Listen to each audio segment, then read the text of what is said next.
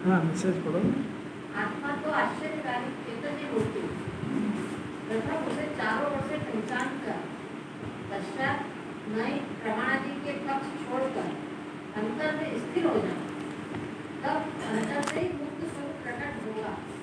स्वरूप में स्थिर हुए ज्ञानी ही साक्षात अतीन्द्रिय आनंदामृत का अनुभव करते हैं। पहली बात है, आत्मा आश्चर्यकारी चैतन्य मूर्ति है। तो आश्चर्यकारी चेतन मूर्ति है भी सही, और है तो क्या आश्चर्य से? आत्मा में आपको क्या आश्चर्य लगता है अंकित?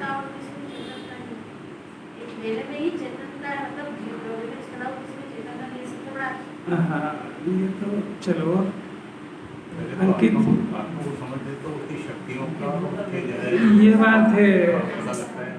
आश्चर्यकारी ये है कि ये अपने इसका चारों गति में घूमने का हैंडल इसके पास है।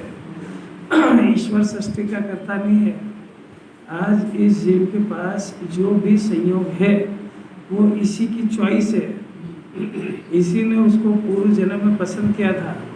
ये आश्चर्य नहीं है जगत का? ये अंतर मुहूर्त अगर आत्मा का निर्णय कर ले तो सम्यक दृष्टि होता है, और अंतर मुहूर्त आत्मा में लीन हो जाए तो केवल ज्ञान हो जाए। इससे बड़ा कोई आश्चर्य दुनिया में? और ये अंतर मुहूर्त आत्मा में लीन हो जाए तो जिन गेयों को देखने के लिए जिंदगी बर्बाद कर रहा है, यहाँ जाऊँ वहाँ जाऊँ, यह देखो उसको देखो, अंतर मुहूर्त में केवल ज्ञान होगा। 3 लोग 3 काल एक झटके में दिखेगा उसको। अरे ऐसा आश्चर्य दिखते ही नहीं है। निराहारी तत्व बिना बिना किसी आहार के आज तक जिंदा है। इसको भ्रम हो गया कि मैं खाने से जिंदा हूँ। ये आश्चर्यकारी नहीं है? कितनी अपूर्व बात है। कितने दुख के भंवर में फंसा हो, कैसे पाप के उदय हो, कैसे गंदे परिणाम हो, तब भी आज तक निगोद से लेके आज तक जो का त्यों चमकता हीरा है। आज तक रागी होने के काल में रागी वही नहीं, शरीर होने के काल में शरीर को छूता ही नहीं है। कैसे गजब की बात है। चेतन का चमत्कार है इसमें। शरीर कैसा भी सड़ा हो, बदबू मार रहा, 9 द्वार भय गिनकारी, तो भी कैसा टिप टाप रखता है, हल्के फिदा हो जाए, रोए की जिंदगी में। ये भी आश्चर्य नहीं है?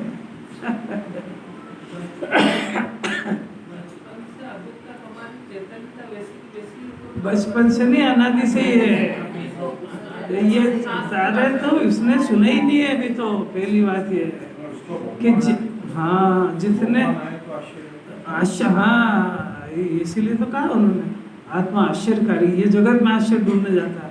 अरे ऐसा तो कभी देखा ही नहीं।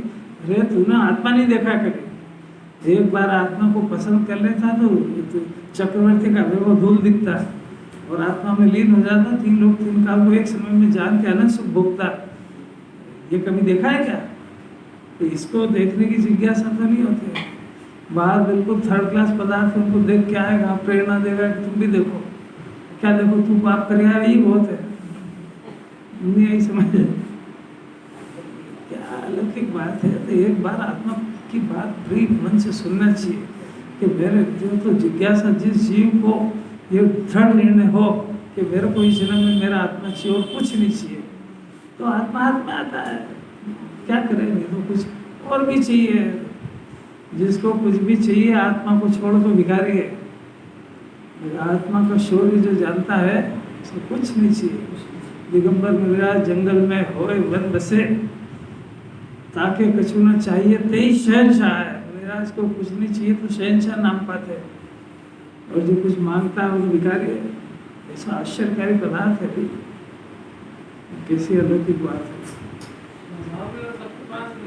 ये नहीं समझ रहा, यही तो बात है। स्वभाव को जानता नहीं, विभाव को स्वभाव समझ चुका है, विभाव में खेली कर रहा है। जिस विभाव से चार गति घूम रहा उसी की रुचि है उसको, इतना नहीं समझ पा रहा पूरी जिंदगी में। वो जिनवाणी विभाव को नष्ट कराने के नहीं कह रही है, जिनवाणी विभाव से भिन्न स्वभाव की रुचि करा रही है, स्वभाव को पकड़वा रही है, बस। इससे ज्यादा काम कराना ही नहीं है इसको, क्योंकि ज्ञान इसके अलावा कुछ कर ही नहीं सकता है। ज्ञान की मर्यादा इतनी है कि बस वो अज्ञान दशा हो तो विभाव को स्वभाव समझ जाए, बस। विभाव रूप तो होते ही नहीं और जगत में कुछ कर सकते ही नहीं है। क्या कर सकता है अज्ञान दशा में भी? गलती से विभाव को स्वभाव समझ गया, बस इतना। वो शरीर को संयोग को स्व समझ गया, इतनी सी गलती हो गई बस। तब भी उस गलती अनुसार हुआ थोड़ी है, यही तो आश्चर्यकारी है। नहीं तो कभी का नष्ट हो जाता। ऐसा आश्चर्यकारी पदार्थ है, ऐसा बारंबार आत्मा की महिमा आने पर इसका किसी दिन उपयोग इसका स्वभाव में जा सकता है। आत्मा की बातें तो फूटी आँख नहीं सुहाती है उसको, ये तो कुल की परंपरा से सुनने आ गया है। दम थोड़ी कुछ इसमें, दम आ जाए इसको तो उसके हर समय आवाज होगी, भोजन नहीं मिला तो कोई बात नहीं, आत्मा चाहिए। अनुकूलता नहीं मिली तो मेरे को नहीं चाहिए, क्या काम है अनुकूलता से?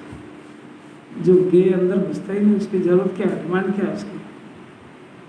मेरे को मेरा शुद्ध आत्मा चाहिए, क्योंकि मैंने अभी तक देखा तो जितने भगवान के दर्शन करे, लाखों करोड़ों प्रतिमा में दर्शन कर चुका होगा ना अभी तक, सारे के सारे प्रतिमा में दर्शन में ये बता रहे हैं कि वो आत्मा में लीन है। अगर आत्मा में कुछ नहीं होता तो वो क्या कर रहे हैं फिर वहाँ पे? तो अपन समझदार है क्या कि जो आत्मा को छोड़ के इधर उधर भटक रहे हैं, कि वो समझदार है जो आत्मा में लीन है, तो वो समझदार है तो उनको ढोक दे के आए तो करता क्या है, उनसे उल्टा करता है। नहीं आ रही बात समझे? जब दर्शन करके आया है तो तूने उनको आदर्श माना है, वो कुछ कर रहे हैं उसको तूने आदर्श माना है, तो अब तू क्या कर रहा है ये तो बता।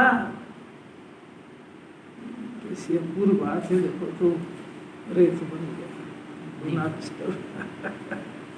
चलो नरेंद्र, पढ़ा होगा ना किसी ने और पढ़ लो। इसके बाद अब ऐसा हो तो अब उसको पहचानना। अब ये दूसरा काम, ये भी बहुत गजब है। आत्मा को चारों ओर से पहचान कर, चारों ओर से माने द्रव्य से, गुण से, पर्याय से, निश्चय से, व्यवहार से, निमित्त से, उपादान से, उत्पाद वे ध्रुव से, उत्पाद वे ध्रुव युक्तम सत, उत्पाद को उत्पाद व्यय एक पर्याय का लक्षण है, ध्रुव शाश्वती आत्मा का लक्षण है। चारों तरफ से पहचान कर, प्रमाण से, नए से, सब तरीके से पहचान कर, पहला काम है। पहचानने के बाद उसमें दो चीज मिलेगी, एक तो स्वभाव और एक विभाव, एक द्रव्य और एक पर्याय। उसमें से निर्णय करना। पहचानते हैं कि चारों ओर से, चारों ओर से पहचानना चाहिए ना उसको। आत्मा में जिनवाणी कहेगी कि राग आदि का परिणाम आत्मा में है, और जिनवाणी कहेगी तो जानना चाहिए उसको कि जिनवाणी द्रव्य में करेगी, गुण में करेगी, पर्याय में करेगी। राग द्वेष मोह का परिणाम कहाँ है? द्रव्य में कि पर्याय में? अरे कितना होशियार है। तो ऐसा पहचान कर, फिर तुमने बोल दिया ना पर्याय में, इसका स्पष्ट अर्थ है द्रव्य में नहीं है। तुमने बोला तो सही तो पहचानने का अर्थ है कि तुम्हारे अंदर नहीं, ऐसा देखो और विकार को पर्याय खत्म डाल दो, यही तो मोक्ष मार्ग है। और क्या बोलना तो सीख गया, इसके कंठ पे जिनवाणी तो आ गई, करे क्या? चारों ओर से उसको पहचानना पहले, फिर द्रव्य गुण से, पर्याय से, प्रमाण से, नए से, उसमें एक हिस्से को है जानना, एक को उपादेय जानना, एक का आश्रय लेना, एक का ज्ञान करना, ये काम है सब। कैसे समझे? चलो अब में तो बात ये चल रही है कि इसी आत्मा को जिसको हम पहचान कर और निर्णय करने की बात जिनवाणी ने कही है, मोक्ष अधिकार में भी कुंकुंदाचार्य यही बात कहते हैं। मुक्त स्वभावी आत्मा को पहचान कर, पहचानने का अर्थ है कि अनादिकाल से ही राग और ज्ञान एक जगह पर एक साथ होने पर भी उसको मोक्ष का मार्ग प्रकट नहीं हो पा रहा है, तो उसमें द्विधाकरण करने से मोक्ष मार्ग शुरू होता है। तो ये जीव अनादिकाल से एक तो पुण्य के परिणामों को मोक्ष का कारण समझता है, पाप के परिणामों को तो बंध का कारण सारी दुनिया ही समझती है, इसलिए ये भी समझता ही है। पर गलती यहाँ पे हो जाती है कि जिनवाणी पुण्य के परिणामों को भी बंध का कारण, संसार का कारण कहती है, मुक्ति का कारण नहीं कहती है। अगर ये बात बार बार सुनेगा कि पुण्य का परिणाम बंधन का कारण है, मुक्ति का कारण नहीं है, तो इसको खुद को प्रश्न होगा कि हे प्रभु, मैं मुक्त होने के लिए आया हूँ, अब बताओ मैं क्या करूँ। तब आचार्य की ओर इसकी पटरी बैठेगी, तब आचार्य जवाब देंगे कि भाई जिस परिणाम से तेरे को, जिस परिणाम को नष्ट करना है वो परिणाम तेरे मुक्ति का कारण कैसे बनेगा। अगर भगवान के पुण्य पाया जाता है कि नहीं, कोई प्रश्न समझ में नहीं आया क्या? अगर परमात्मा को पुण्य का परिणाम पाया जाता है कि नहीं, नहीं है तो फिर इसका अर्थ है कि पुण्य का परिणाम जीव का स्वभाव नहीं है। इसका अर्थ है कि पुण्य के परिणाम को जीवानी नष्ट करना चाहती है। इसका अर्थ है कि जिसको नष्ट करना है वो मोक्ष के मार्ग में साधक और कारण कैसे बनेगा। तो तुम्हारा सोचना भ्रम है। अब जब ऐसा, जब जीवानी तर्क देगी तो ये खुद ही पूछेगा कि फिर मैं क्या करूं कि भाई पुण्य के परिणाम से द्विधाकरण करना, भेद करना है कि ज्ञान भिन्न है और राग भिन्न है। उपयोग में उपयोग है, उपयोग में क्रोध आदि में, क्रोध आदि में उपयोग नहीं, उपयोग में ज्ञान नहीं, ज्ञान में उपयोग है, उपयोग में क्रोध नहीं है, मान नहीं है। उपयोग में तो उपयोग है, और उपयोग में आत्मा है, आत्मा में उपयोग है, आत्मा में क्रोध नहीं है, उपयोग में क्रोध नहीं है। ये सब विचार करो, इसका नाम द्विधाकरण करना। वहाँ तो सम्यक दर्शन करा है, यहाँ तो मोक्ष की बात कर रहे हैं। अब फिर दूसरी गलती कि जब ये थोड़ा शिष्य आगे बढ़ा तो ये ऐसा मानता है कि भाई बंध के स्वरूप को जानने से, बंध के स्वरूप का ज्ञान करने से मोक्ष होएगा। तो भाई नहीं होगा, ये असत है, क्योंकि बंध का कारण आत्मा में है ही नहीं, असत है वो, तो उसके सत्य ही नहीं है। तो बंध का ज्ञान करने से भी मोक्ष नहीं होगा। तीसरा कारण बताया कि चलो बंध का स्वरूप का चिंतन करूंगा। पहले में तो बंध का ज्ञान करा था इसने, दूसरे के अंदर बंध का चिंतन करता है। जैसे अभी आत्मा की बात भी सुनता है तो एक तो सुनना हुआ और एक चिंतन हुआ। चिंतन सुनने से बड़ी चीज है, सेकंड स्टेप है। ऐसा बंध का भी चिंतन करता है। तो आचार्य कहते भाई जिसका अभाव करना उसका चिंतन करने से थोड़ी लाभ होएगा, जो प्रकट करना उसका चिंतन करो। इतनी बात नहीं समझ पा रहा है, ये बेचारा क्या करे, बहुत मुसीबत में फंसा हुआ है। अब खुद ही फंस गया और खुद को निकलना पसंद आ जाए, जो है बात इतना हो गया हो, उसके बाद की बात चल रही है। और शिष्य आगे बढ़ गया काफ़ी। अब उसने प्रश्न करा यदि बंध के स्वरूप की ज्ञान मात्र से भी मोक्ष नहीं होता है, 292 के ऊपर बंध के विचार से भी नहीं होता है, तो फिर आप मोक्ष का कारण तो बताओ। ऐसा शिष्य को जिसको अंतरंग में समझने की जिज्ञासा हो, उसके लिए उसको अंदर से आचार्य जवाब दे रहे हैं। 293 अपन गाथा पढ़ चुके थे, टीका आप शुरू करते हैं। कर्म से बंधे हुए पुरुष को बंध का छेद ये मोक्ष का कारण है। बंधन का विचार भी नहीं, बंधन का ज्ञान भी नहीं, उसको बंधन को छेदना ये मोक्ष का कारण है। अब क्योंकि जैसे बेड़ी आदि से बंध का छेद, बंध से छूटने का कारण है ना, उस बंध को छेदेगा तो छूटेगा, बेड़ी का गुणगान गाने से थोड़ी छूटेगा। उसी प्रकार बताना तो आत्मा है, उसी प्रकार कर्म से बंधे हुए को कर्म बंध का छेद ये कर्म बंध से छूटने का कारण है। कितनी अपूर्व बात है। मन तो लग रहा है कि नहीं, यहाँ आ गए कि नहीं आ गए ना, तो सुनो। बंध का कारण 8 कर्म नहीं है, बंध का कारण 9 कर्म नहीं है।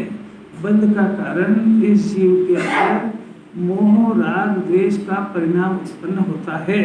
ये मोह राग द्वेष का परिणाम ये जीव की जाति से विपरीत जाति का है, ये जीव के स्वभाव से विपरीत स्वभाव का है। ये बंध का कारण है और इसको छेदने से मोक्ष होता है। कितनी बात है। मोह के अंदर मिथ्या दर्शन आ गया है, राग द्वेष में चारित्र मोह आ गया है। इन दोनों को छेदना, छेदना मैंने नष्ट, छेदन और भेदन दो शब्द आते हैं कि नहीं? छेदा नहीं, भेदा नहीं। छेद में तो उसको टुकड़ा करना, भेद के अंदर तो बिल्कुल चूरा चूरा कर देना। तो यहाँ पर मोह राग द्वेष के परिणामों से अपने आत्मा को भिन्न जानना, ये उसको छेद करना है। उसी प्रकार कर्म से बंधे हुए यानी मोह राग द्वेष के परिणाम, ये इससे जीव बंधता है। कल आ गई थी बात कि मोह राग द्वेष का परिणाम अमूर्तिक है। अभी मोह राग द्वेष के परिणाम से हम बंध रहे हैं, ये हमको कैसे पता लगे? तो आचार्य ने किस जवाब दिया था, किसी को याद है क्या? क्या आगे पाठ पीछे सपाट? अंकित कल की ही बात याद नहीं है तो जिनवाणी को तो बहुत सारी बातें याद कराना है। मोह राग द्वेष का परिणाम अमूर्तिक है, अरूपी है। तो इससे कैसे बनता है जीव? कि इससे बनता है तो इसके फल से पता लगता है कि हाँ, कि वो जो चोर है, चोरी करने का परिणाम, तो परिणाम से बंधा है वो, तो परिणाम से बंधा है, तो परिणाम से बंधा है तो किसी को पता थोड़ा लगेगा ये चोर है। तो उसकी जगत के अंदर ऐसी व्यवस्था है कि अगर चोरी करी है और उसका परिणाम है तो हाथ में उसके हथकड़ी होगी, तो वो हथकड़ी बताएगी कि इसके अंदर चोरी का परिणाम है। हथकड़ी चोरी के परिणाम की सूचना देने वाली है। ऐसा ही ये जो इसको राग द्वेष मोह का परिणाम है, ये बंध का परिणाम है। ये कैसे पता लगेगा? कि इसके संयोग में शरीर, 8 कर्म, 9 कर्म और ये इच्छा राग द्वेष का परिणाम ये बताएगा कि ये जीव अपराधी है। इसने क्या अपराध कर दिया ऐसा कि राग द्वेष का परिणाम करा है? राग द्वेष का परिणाम थोड़ी कोई अपराध है। अरे राग द्वेष का परिणाम अपराध नहीं है, कहाँ नहीं है। ये राग द्वेष के परिणामों को, ये राग द्वेष के परिणाम कब होते हैं? कि ये राग द्वेष का परिणाम आत्मा को छोड़ने से होता है। तो जो जीव अपने घर को छोड़ता है वो रोड पे घूमता है नियम ऐसा। तो जिस जीव ने अपने आत्मा के स्वभाव को छोड़ा, नियम से राग द्वेष करेगा। कोई बात समझ आ रही क्या? बात बहुत पावरफुल चलती है। जीव के बंधन का कारण राग द्वेष मोह नहीं है, स्वभाव को छोड़ना है। अरे अलौकिक बात है भाई। राग द्वेष मोह तो स्वभाव को छोड़ने वाली घटना का ज्ञान है। राग द्वेष मोह का परिणाम इस बात की सूचना है, मिथ्या दर्शन इस बात की सूचना कि इस जीव को आत्मा का अता पता नहीं है। मिथ्या दर्शन इस बात की सूचना कि जीव अपने को ज्ञाता नहीं मानता है, इसका मूड खराब है, दिमाग खराब है, हमेशा टेंशन में रहता है।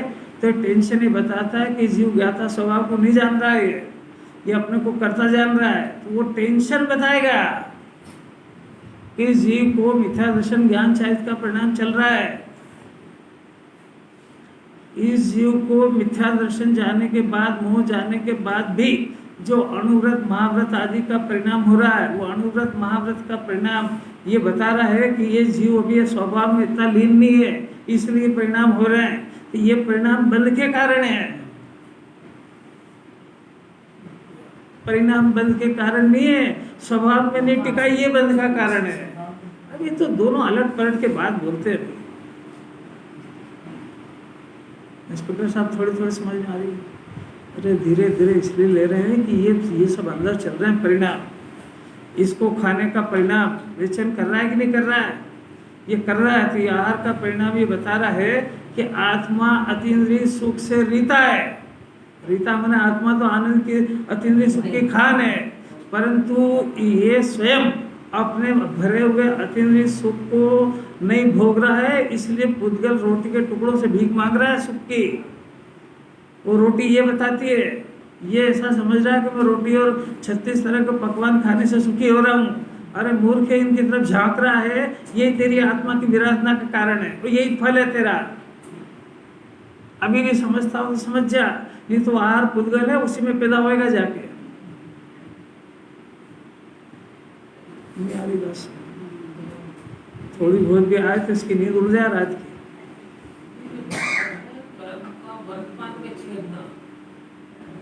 वर्तमान में छेदना मतलब वहाँ तो जो कर्म अभी आपको समझ में नहीं आया कर्म बंध की परिभाषा मैंने क्या बताई है?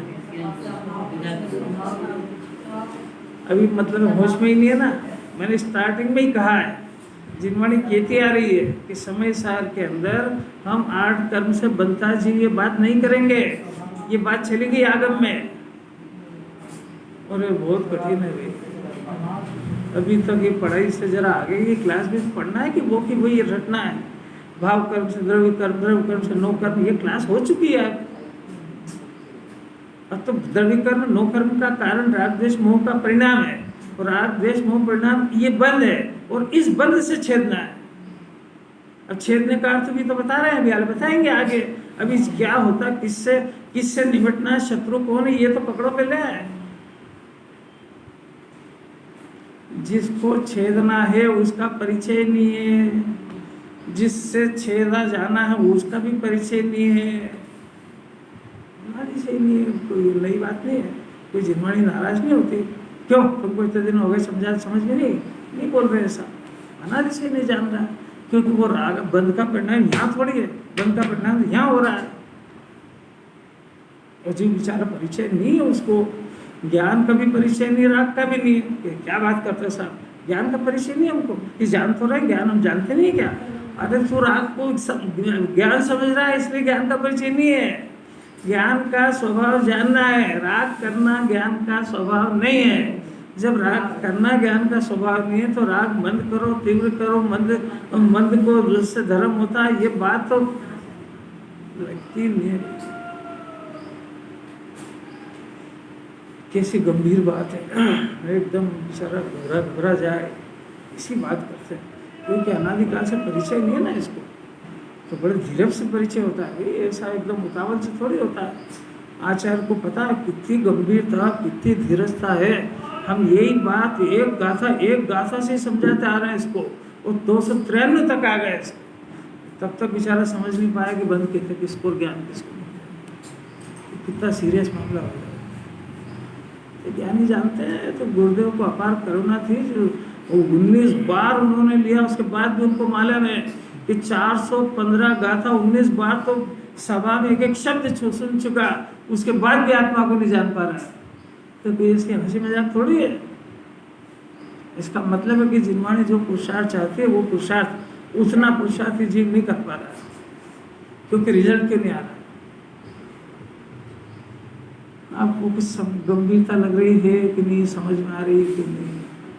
अब क्योंकि चेहरे से तो कुछ पकड़ में आता नहीं है, तो ये तो उठाने में भी ऐसे ही चेहरा लेके बैठता है, प्रसन्नता के वातावरण में भी ऐसे ही बैठता है। क्या करें, ज्यादा गंभीर हो गया जिनवाणी सुन के। आह्लाद का परिणाम होना चाहिए, प्रमोद भाव होना चाहिए। ओह, मुझे तो इन बातों की खबर ही नहीं थी, ये अंदर पहले ही अंदर से आवाज आया उसके, किसी को सुनाने की जरूरत नहीं है। सुनते ही उसके अंदर में लगे, मुझे तो गजब हो गया। मैंने अभी तक राग द्वेष मोह के परिणामों को बंध का कारण जाना था, आज तो मैंने ऐसा सुना है कि राग द्वेष मोह बंध का कारण ही नहीं है। आखिर बंध का कारण क्या, वो सारी जिनवाणी में लिखा है कि राग द्वेष मोह से जीव बनता है। वो आज इन्होंने क्या कह दिया एकदम से कि राग द्वेष मोह बंध का कारण ही नहीं है। अरे भाई, राग द्वेष मोह का जो बंध का कारण है, तो वो पैदा क्यों होता है? तो वो जो छोड़ने से पैदा होता है वो बंध का कारण है। तो तू आत्मा को नहीं जानता, इसलिए पर को जानता है, स्व। ये पर को स्व जानना, ये इसका नाम मोह है। तो आत्मा को नहीं जानने से ही बंधन खड़ा हुआ है। अगर तू इतना गहराई में नहीं जाएगा, फिर राग द्वेष क्यों पैदा हुआ? कि आत्मा के स्वभाव को, स्वरूप को छोड़ने से राग द्वेष पैदा हुआ।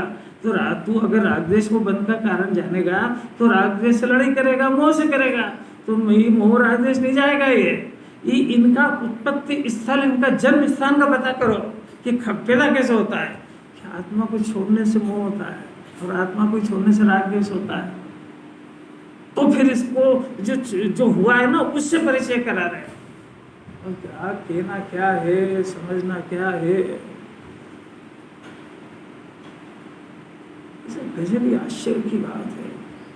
अपनी किसी से पटरी नहीं बैठती हो ना, बताइए, परिवार में, समाज में, कोई सभी से इसकी वो मैत्री होता, ज्ञानी तो ये नहीं। रागी द्वेषी जीवों से, मूर्खों से पाला पड़ेगा। तो ऐसी परिस्थितियाँ बनेगी। कभी कहता है कि देखो साहब, आप जब जब भी मेरे सामने आते हो ना, मेरे परिणाम खराब होते हैं। ऐसे दिया तो तेरे परिणाम के कारण मैं हुआ, तो कोई बात नहीं, बहुत अच्छी बात है। अब भगवान के सामने जाके तेरे परिणाम सुधरना भी तो चाहिए, क्यों नहीं सुधरे? क्योंकि वो कारण ही नहीं है। नहीं आ रही बात, समझ नहीं आ रही? पंडित जी आई कि नहीं? अनाधिकार हो गया गेहूं को दोष देने का। दिमाग अपना खराब है, कारण दूसरे को देता है और दूसरे को लगाता है। कल सिद्ध कर दिया है, ये तीव्र कषाय का परिणाम है। तीव्र है, मैंने तो अपनी गलती स्वीकार नहीं करना चाह रहा है। गलती स्वीकार करे तो कषाय मंद और दूर हो सकती है। गलती दूसरे तो वो तो तीव्र कषाय, वो तो जिनवाणी सुनने का ही पात्र नहीं है। तीव्र कषाय की थोड़ी जिनवाणी सुनाई जाती है। इतनी गजब की बात। मिथ्या दर्शन तीव्र कषाय के मन, सोच समझ के बोलना जरा। प्रश्न भी समझ में आया कि नहीं? मिथ्या दर्शन का परिणाम तीव्र कषाय है कि मंद? देखो डर लगता है, क्या बोले।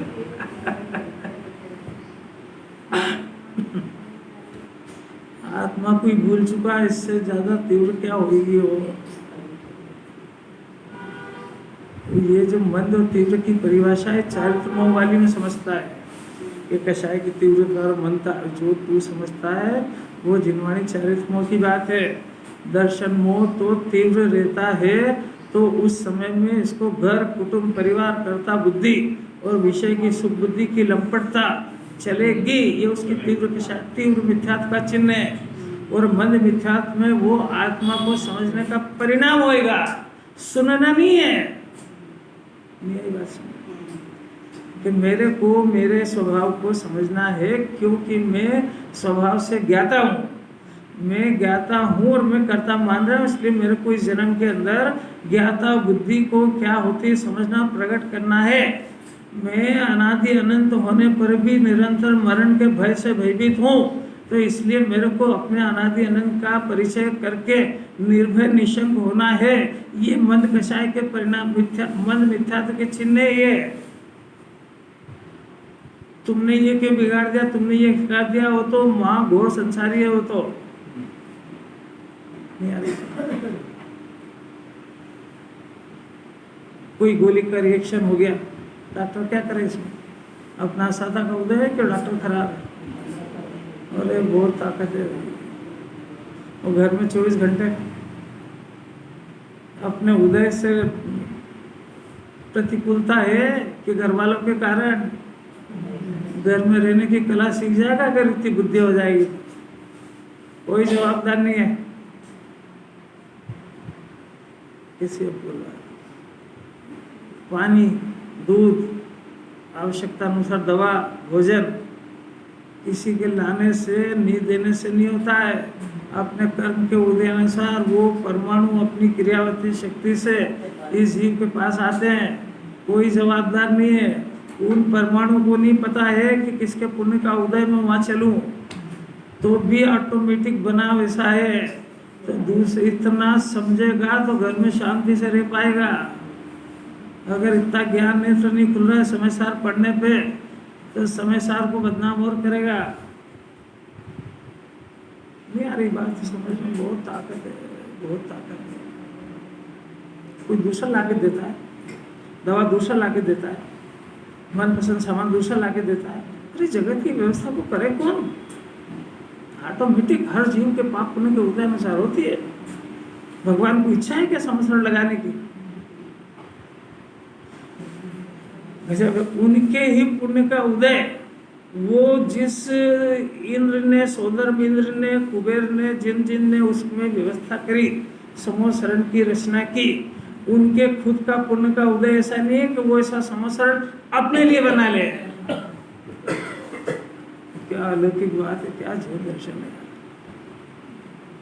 इससे समझ में आ जाए जीव को, सब दूसरों को दोष, सबसे पहली बीमारी दूसरों को दोष देना बंद हो जाए, आंखें बंद दूसरों को दोष देने के लिए, मुंह से निकल जाए थोड़ा बहुत तो सब 40 दोष में जिमाणी माफ कर देती सब। और इसके ज्ञान सिद्धांत में तो इसको बात चाहिए, मेरे दुखी होने के लिए, मेरे चार गति घूमने का कारण मेरा अज्ञान है। आकुलित भयो अज्ञान था, मैंने अज्ञानता से आकुलता पैदा करी है। मैं अपनी आकुलता को अपने ज्ञान से दूर कर दूंगा, दूसरे से क्या चाहिए मेरे को। आप तो केवल उपस्थित रहो जिन्हें परमात्मा, आप तो बस उपस्थित रहो। आपकी उपस्थिति में आपसे मुझे कुछ नहीं चाहिए, आपको देखता जाऊंगा, सब काम कर लूंगा मेरे। कैसी कैसी बात है, कोई सुहारी है कि नहीं सुहारी, इसको अंदर उतर भी रही है कि नहीं। 1 करोड़ रुपए रखे ना बाहर, एक शब्द भी सुनने को नहीं मिलेगा। कुलकुंदाचार्य के वचन है, पैसे से तुलना नहीं होती इसकी। तो अपनी पात्रता की बात है कि इतनी पात्रता हो गई, इतने दिन सुनते सुनते इतनी कषाय की मंदता, इतने इसके क्षेम ज्ञान की खिलावट इतनी हो गई कि आज ये कुलकुंदाचार्य की वाणी को झेलने लायक इसका ज्ञान हो गया। ये दूसरे की कृपा से नहीं हुआ, इसकी खुद की कृपा से हुआ है। मेहरबानी इसकी खुद ही की है इसके ऊपर। मन ही नहीं होता आगे बढ़ने का, तो बोलते ही जाओ, जीव घट घट सुनते ही जाए। तो किसी के चेहरे पे मेरे को उदासीनता और थकावट दिखे, बंद करो इसको, काय पूछो मैंने। वो बेचारा क्या करे, उसके पुण्य का जितना स्टॉक उतना मन लगता है उसका।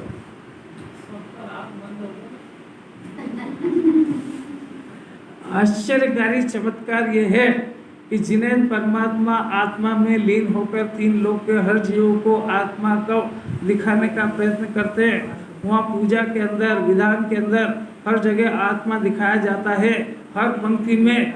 और ये घड़ी और पड़ोसी को देखता है, नहीं देखता। अभी देखी कि नहीं देखी किसी वो दिखाते क्या और देखता क्या है, इससे पता लगेगा इसे कितना डिस्टर्ब माइंड है। अनंत पुरुषार्थ है, जरा ईमानदारी से सुनो जरा। देखो, पूर्व कथित दोनों, जो बंद के स्वरूप ज्ञान मात्र से संतुष्ट है वो, और जो बंद के विचार के करते हैं वो, दोनों ही आत्मा और बंद के, उन दोनों विचार करते हैं तो आत्मा और बंद के द्विधाकरण में व्यापार कराया जाता है। मैंने उस शिष्य को, जिस शिष्य ने ये प्रश्न किया कि मैं क्या करूं, मोक्ष का उपाय क्या है, तो उसको बताया, एक बंद का स्वरूप बताया, एक ज्ञान का स्वरूप बताया। उन दोनों के द्विधाकरण में भिन्न भिन्न करने के प्रति लगाते हैं, ये उसके छेद का उपाय है और इसका उद्यम कराते हैं। प्रश्न का जवाब आया कि नहीं? देखो आचार्य क्या कहते हैं। अब शिष्य फिर से प्रश्न करता है, अब जैसे केजी के बच्चे को पढ़ाते हैं ना, ऐसा पढ़ा रहे कि साहब ये बताओ आप कि मात्र खाली बंद छेद ही मोक्ष का कारण क्यों है? हम इतनी मेहनत करें और कोई कारण ही नहीं है। बंद को छेदने का मोक्ष का कारण यही है कि आत्मा और बंद इन दोनों को भिन्न भिन्न करना, भाई यही मोक्ष का कारण क्यों है? ऐसा प्रश्न फिर खड़ा हुआ। दूसरा क्यों नहीं है कि 3 लोक 3 काल में मोक्ष का कारण एक ही होता है, वेद ज्ञान। अब देखो ऐसा प्रश्न हो, फिर आचार्य उत्तर देते हैं। अब इसको जो है आचार्य इतनी भूमिका बनाने के बाद इतने मूड में लिया है, अब असली जवाब इसका 294 में आएगा। 294 गाथा गुरुदेव को बहुत पसंद थी और वेद ज्ञान की मूल गाथा 294, उसकी भूमिका बनाने में इतना टाइम लग गया, शिष्य को इतने प्रश्न उठा उठा के यहाँ तक ले आए। अब ये देखो इसके अंदर भी कह रहे हैं 293 को प्राकृत और हिंदी पढ़ लो। बंधानां च सहावं वीराणि गुहापणोतः बन्धेषु योगिरजति शोकं मोक्षणं पुनरि रे जाने कर बंधन स्वभाव आत्मिका जो बंध में विरक्त होवे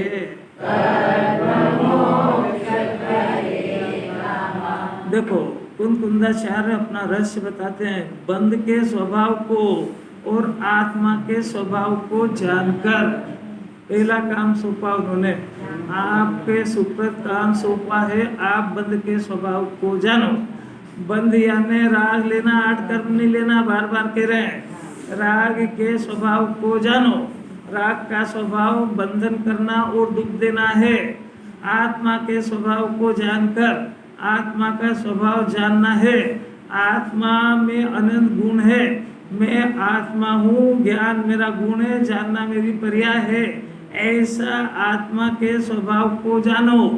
राग मेरा स्वभाव नहीं है, राग बंधन का कारण है। राग आश्रव तत्व है, जिन्हें परमात्मा ने इसका नाम आश्रव रखा है। ये मेरे ज्ञान से विपरीत जाति का परिणाम है, ऐसा जानो। दोनों के स्वभाव को जानो। आज तक यही सुना होगा कि आत्मा के स्वभाव को जानने से मोक्ष होता है। आज कह रहे हैं कि बंध के स्वभाव को भी जानो।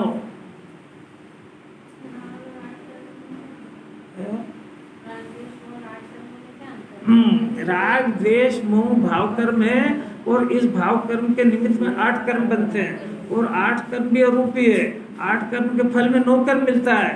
तो 9 कर्म ये बता रहा है कि ये जीव अपराधी है, रागी द्वेषी मोही है। ये शरीर का मिलना इस बात का चिन्ह है कि ये जीव आत्मा को भूला हुआ है, क्योंकि जो आत्मा को याद करते हैं और आत्मा में लीन रहते हैं वो अशरीरी होते हैं। निरपराधी जीव में के संयोग में किसी तरह की हथकड़ी नहीं पाई जाती है। ये चौके में आपको 6 घंटे सबके लिए भोजन बनाना पड़ेगा और सबकी बात सुनना पड़ेगी। ये अपराध है और ये उसकी सजा है, और ये उनके पीछे जान लगाएगा और वो धुतकारेंगे। ये अपराध की सजा है। आज तक कोई भी महिला या कोई भी पुरुष आज तक के इतिहास में अपने परिवार के जीवों को संतुष्ट नहीं कर पाया है, और ये फिर वही प्रयत्न कर रहा है।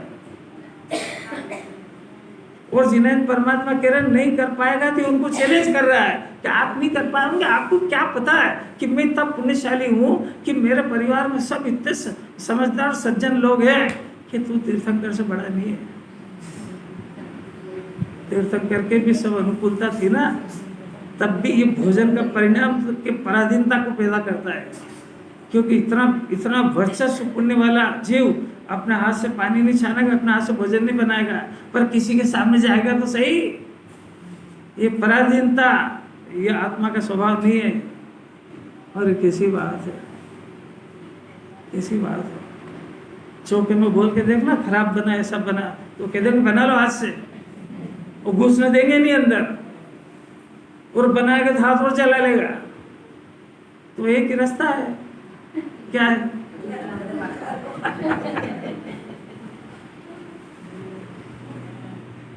कितनी मीठी सी वाणी है। प्रकरण क्या चल रहा है ये भी याद है। बंध का स्वभाव और आत्मा का स्वभाव। आत्मा का स्वभाव ज्ञान स्वभाव है, बंध का स्वभाव दुख स्वभाव है।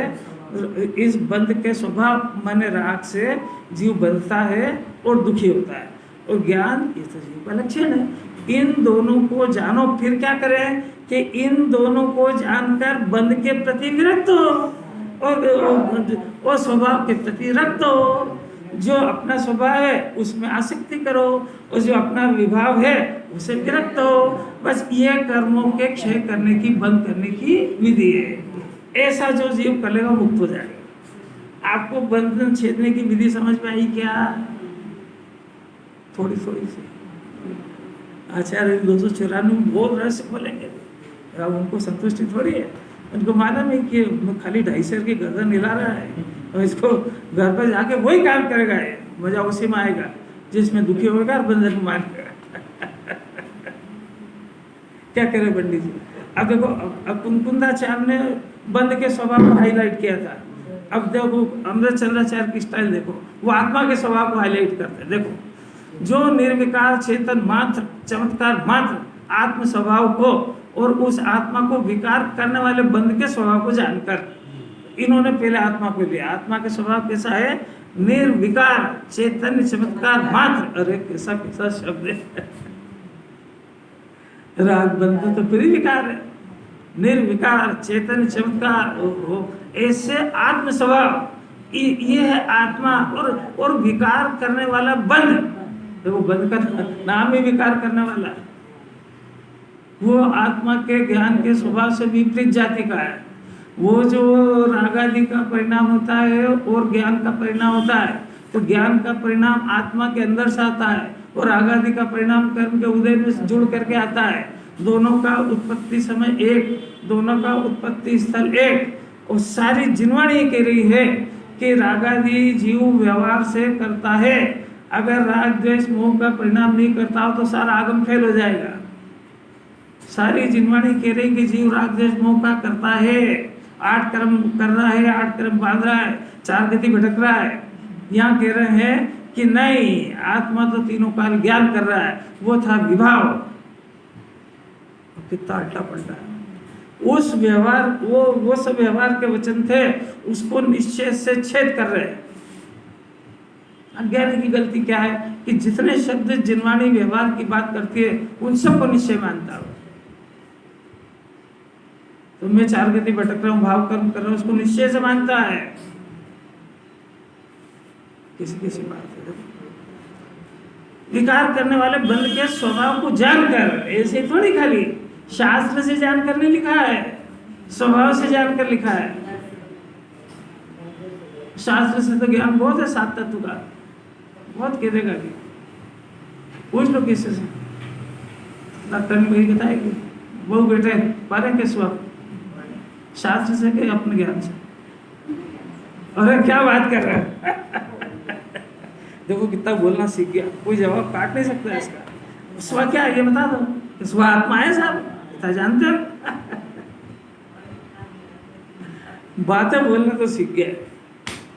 अगर ये वास्तव में ऐसा समझ जाए और ज्ञान को स्व समझ जाए, ज्ञान को स्व समझा कि ज्ञाता हुआ, ज्ञान को स्व समझा कि राग को पहचान गया, ज्ञान को स्व समझा कि ज्ञान गगन में उड़ेगा, वो गेहूं की परवाह थोड़ी करेगा वो, और गेहूं को दोष लगाएगा क्या? स्वप्न में भी नहीं लगाएगा। इस कथन से ऐसा नियम किया जाता है कि आत्मा और बंध का द्विधाकरण, पृथक्करण, ये मोक्ष का कारण है। मिला? आत्मा और बंध का द्विधाकरण ये मोक्ष का कारण है। यानी आत्मा और बंध को भिन्न भिन्न करना ये मोक्ष का कारण है। ऐसा हम निर्णय करके बता रहे हैं तेरे को।